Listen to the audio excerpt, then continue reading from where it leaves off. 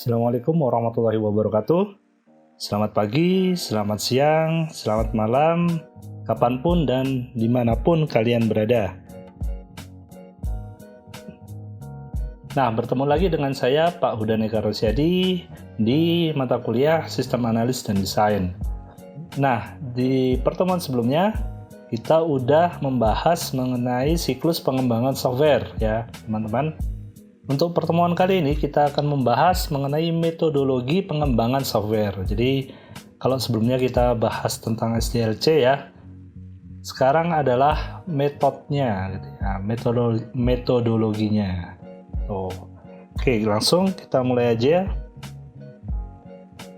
Nah, ini adalah siklus pengembangan software ya teman-teman. Ada PADI, Planning, Analysis, Design, dan Implementation. Nah, kalian jangan menganggap bahwa siklus pengembangan software ini adalah waterfall ya teman-teman ya. Itu adalah anggapan yang salah. Jadi bukan berarti PADI ini atau SDLC itu adalah waterfall. Itu salah ya teman-teman ya. Karena apa? Karena PADI itu siklus gitu ya. Planning, Analysis, Design, dan Implementation itu adalah siklusnya gitu ya. Nah, sedangkan waterfall itu adalah metodenya. Jadi itu beda ya teman-teman ya. Itu kita membicarakan dimensi yang berbeda. Jadi jangan anggap kemudian SDLC ini urut gitu terus kemudian itu adalah waterfall gitu ya. Waterfall itu adalah pendekatannya gitu ya, metodologinya gitu. Jadi kalau waterfall kan berarti planning, fase planning dikerjakan dulu selesai. Kemudian lanjut ke fase analisis selesai, lanjut ke desain selesai, implementation gitu ya.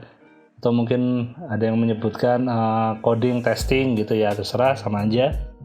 Selesai, nah itu waterfall gitu ya.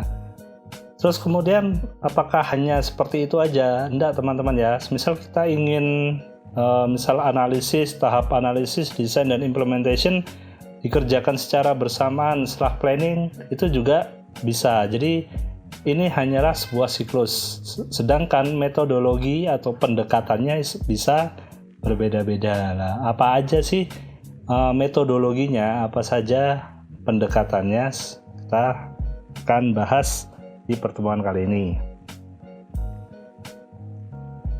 Nah ini ya. Nah, menurut Alan Dennis, jadi metodologi pengembangan software itu adalah pendekatan yang digunakan untuk menerapkan siklus pengembangan software gitu ya.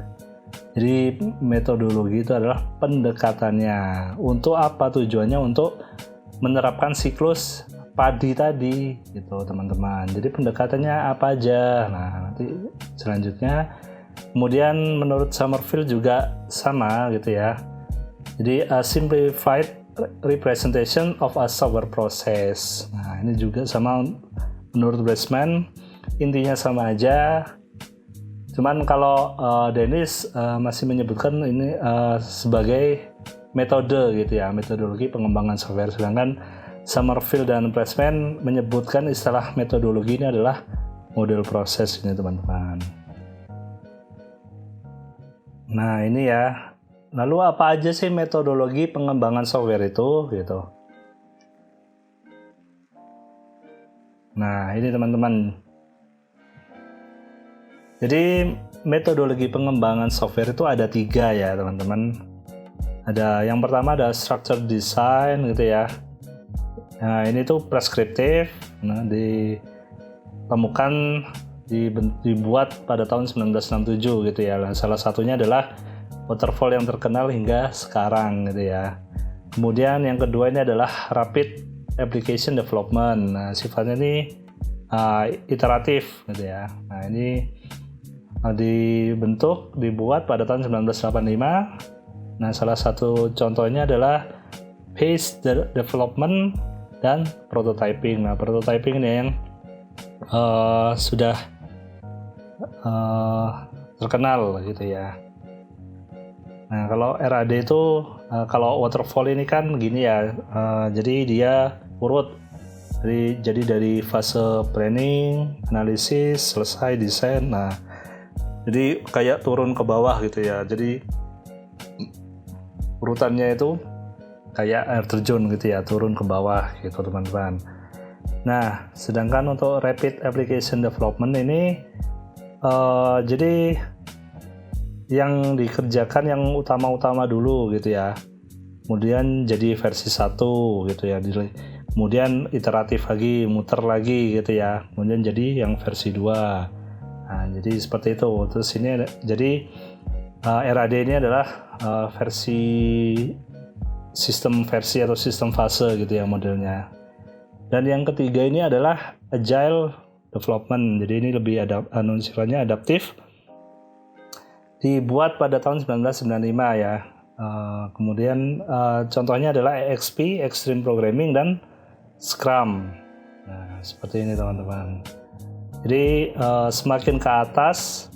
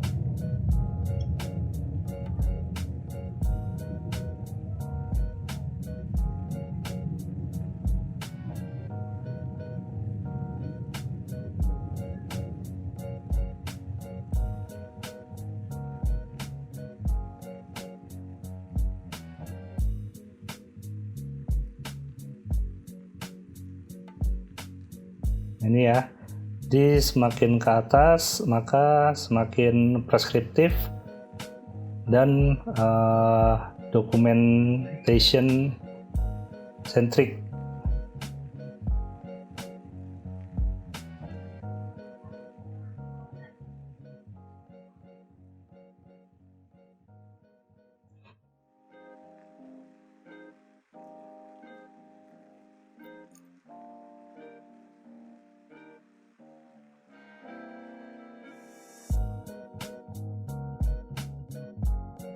Lagi. Jadi semakin ke bawah semakin butuh komunikasi, semakin ke atas semakin butuh komunikasi. Proses komunikasinya ada yang membuat. Nah, jadi semakin ke atas semakin butuh dokumentasi dia teman-teman ya. Semakin ke bawah membutuhkan komunikasi. Seperti itu. Nah, ini ya. Jadi waterfall ini paling lama ya. Iya. Tapi bukan berarti waterfall ini kuno gitu ya.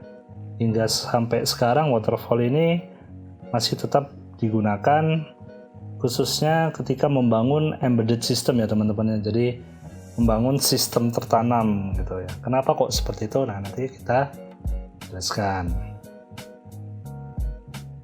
Dan ada RAD tadi ya, sifatnya iteratif, ada Scrum dan XP. Nah, ini ya, kita akan membahas tentang waterfall terlebih dahulu. Nah, waterfall ini bagusnya dipakai ya, mana kalau requirement-nya udah jelas gitu ya teman-teman ya. Terus nggak perlu lagi banyak konfirmasi ke klien gitu ya. Itu waterfall aja gitu ya. Kenapa kok gitu? Iya, karena ini langsung selesai, planning selesai, lanjut ke fase-fase berikutnya hingga jadi sistemnya. Nah, ini nggak berlaku kalau semisal pihak customer-nya itu minta perubahan. Nah, itu ya, kalau udah minta perubahan gitu itu sakit ya kalau kita pakai waterfall ya teman-teman ya. Nah, karena waterfall itu seperti ini, urutannya udah jelas. Jadi tiap ada di fase planning itu udah diproses sendiri, ada bugnya sendiri, analisis itu ada bugnya sendiri gitu ya teman-teman. Jadi berurut-urut gitu ya teman-teman. Jadi kalau semisal tiba-tiba customer kita atau klien kita minta perubahan, wah itu yang susah kayak gitu ya teman-teman ya. Kalau memang minta perubahan gitu ya, kenapa nggak pakai prototyping aja gitu ya. Nah, karena ini waterfall itu dipakai kalau requirement-nya udah jelas. Jadi customer datang ke kita, ini saya minta aplikasinya itu seperti ini, A, B, C, D ya gitu, udah lengkap. Nah, kita sebagai developer udah paham, oh iya, kita udah bisa menggambarkan aplikasi itu seperti apa gitu ya teman-teman ya. Sedangkan kalau customer itu datang tanpa, cuma dia punya ide doang gitu ya, tapi nggak tahu model aplikasinya nanti seperti apa gitu ya, jadi masih bingung gitu. Wah, ini jangan gunakan waterfall gitu teman-teman. Waterfall itu masih digunakan ya sampai sekarang teman-teman ya, diterapkannya di embedded system. Jadi kalau mau membuat embedded system atau sistem tertanam yang strong gitu ya, nah kita pakai waterfall ini. Contoh produknya dari waterfall itu adalah ini ya, device kayak lift gitu ya, AC gitu ya. Nah, itu adalah produk dari waterfall gitu. Nah, negara yang paling menganut waterfall ini adalah Jepang ya teman-teman ya. Jepang itu penganut garis keras waterfall gitu ya. Setelah saya mendengarkan kemarin sempat ikut webinarnya Pak Romi Satria Wahono, itu beliau menjelaskan ya ceritanya ya, kalau di Jepang itu penganut garis keras dari waterfall gitu. Jadi kalau waterfall kan urut jelas ya, kalau mau bikin lift gitu jelas, udah pasti sistemnya kerjanya naik turun. Nah, nggak mungkin juga kita membuat embedded system tertanam itu dibuat pakai metode yang versi-versi gitu ya, itu nggak bisa. Embedded system itu pasti pakainya waterfall gitu ya. Mungkin kita pakai bangun embedded system buat dulu versi 1 gitu ya, atau liftnya asal naik dulu lah gitu, nanti aja turunnya update sendiri nanti gitu kan, nggak mungkin ya teman-teman ya, nggak bisa kayak gitu ya. Nah, desain dulu dengan baik, naik turunnya, sinkronisasi antar lift itu ya. Jadi mulai dari analisis, desain, kemudian coding dan seterusnya ini harus bagus gitu ya. Kalau untuk software yang perubahannya banyak, nggak cocok. Jadi software yang customer product owner-nya belum bisa memastikan ini softwarenya kayak gimana, nggak cocok. Tapi kalau requirement-nya sudah jelas, ya maka pakai waterfall ini cocok. Itu ya teman-teman. Nah, seperti ini contohnya. Kita buat fase planning dulu ya. Kemudian kita analisis. Selanjutnya analisis selesai, lanjut ke desain selesai, langsung ke implementation. Nah, ini adalah fase dari waterfall. Nah, ini ya, selanjutnya parallel development ini sama ya kayak waterfall, masuk ke dalam kelompok structure design. Cuma di sini bedanya kalau sama waterfall tadi, di sini ada di break gitu ya, projectnya di pisah-pisah gitu ya teman-teman ya.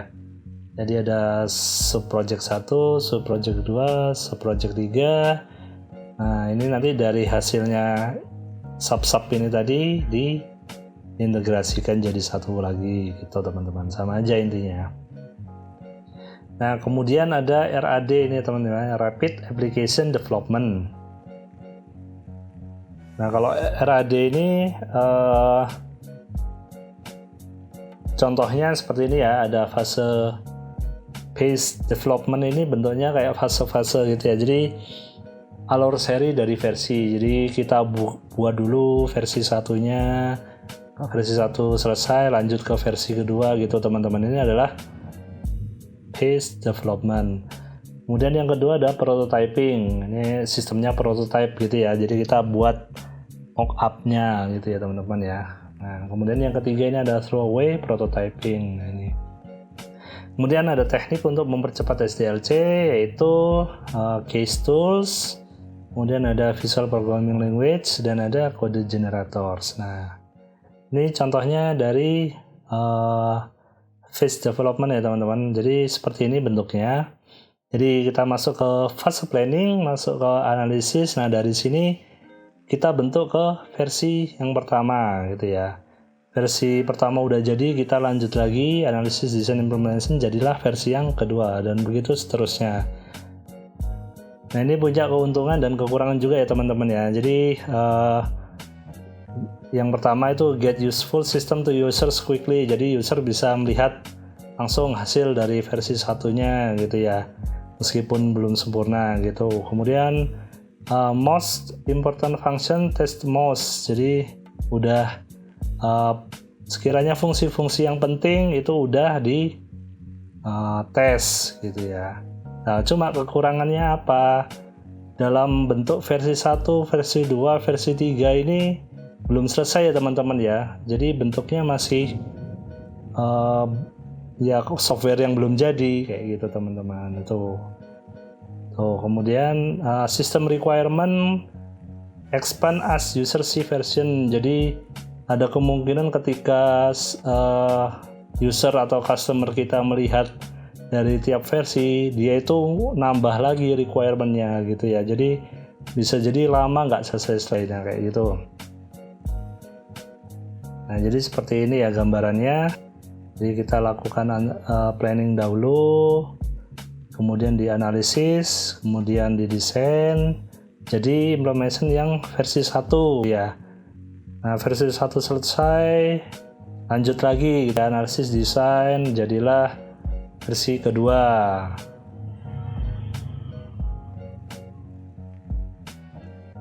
Nah, seperti itu adalah phase development. Kemudian ada prototyping. Nah, di prototyping ini tahapannya seperti ini teman-teman. Jadi di fase planning. Nah, kemudian untuk analisis, desain, dan implementation-nya ini dikerjakan secara bersamaan. Itu ya. Jadi analisis, design, and implementation are performed concurrently gitu ya. Jadi dikerjakan secara bersamaan. Nah, kemudian yang kedua, start with a quick and dirty prototype, provide minimal functionality. Jadi buat mock-up gitu ya teman-teman ya. Jadi nggak baca bikin ele-elean gitu ya. Bikin dulu lah mock-up-nya, gambarannya itu seperti ini loh, nanti aplikasinya. Nah, kayak gitu. Jadi seperti itu dengan minimal functionality. Jadi cuma prototype-nya aja belum lengkap jadi sebuah software gitu ya. Kemudian repeat process refining the prototype each time. Jadi desain itu tadi diperbaiki terus hingga berhenti ketika prototype-nya udah jalan gitu ya. Jadi diputar terus gitu ya. Iteratif itu tadi. Nah, ini ada hukum Boehm ya, Andres tahun 2013 di hukumnya yang ketiga, software engineering menyatakan bahwa prototyping significantly reduce requirement and design error gitu ya, especially for user interface. Nah, jadi penggunaan metode prototyping ini mampu mengurangi requirement dan design error. Jadi user itu bisa melihat, oh gini loh Pak, sekiranya nanti desainnya seperti ini, apakah udah benar gitu ya. Oh iya Mas, sudah benar gitu. Jadi kita dengan mock-up itu tadi, gambaran itu tadi, membuat customer kita lebih tahu, lebih yakin, akhirnya klop gitu ya dengan apa yang dibuat. Jadi mengurangi error itu tadi. Nah, seperti ini ya. Jadi planning lah, dari planning ini kita buatkan mock-up-nya teman-teman. Nah, ini loh Pak, nanti itu jadinya seperti ini. Oh iya. Nah, kalau customer-nya udah oke, baru kita buat analisis, desain, kemudian implementasinya. Nah, nanti muter lagi teman-teman ke atas, dibuatkan prototipe selanjutnya kayak gitu. Hingga akhirnya prototipenya menjadi sebuah sistem yang lengkap dan berjalan. Itu adalah prototype. Nah, ini kurang lebih sama ya, tapi jarang. Ini kurang lebih sama ya untuk yang throwaway prototyping.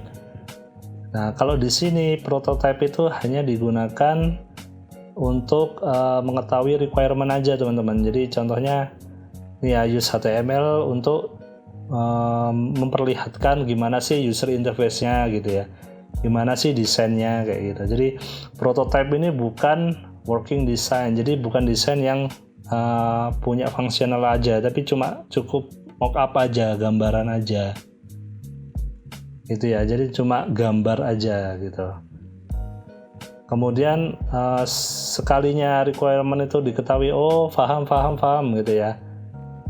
Nah, prototipenya dibuang gitu ya. Jadi prototype di sini tujuannya di throwaway prototyping ini hanya supaya requirement-nya itu jelas gitu loh teman-teman gitu ya.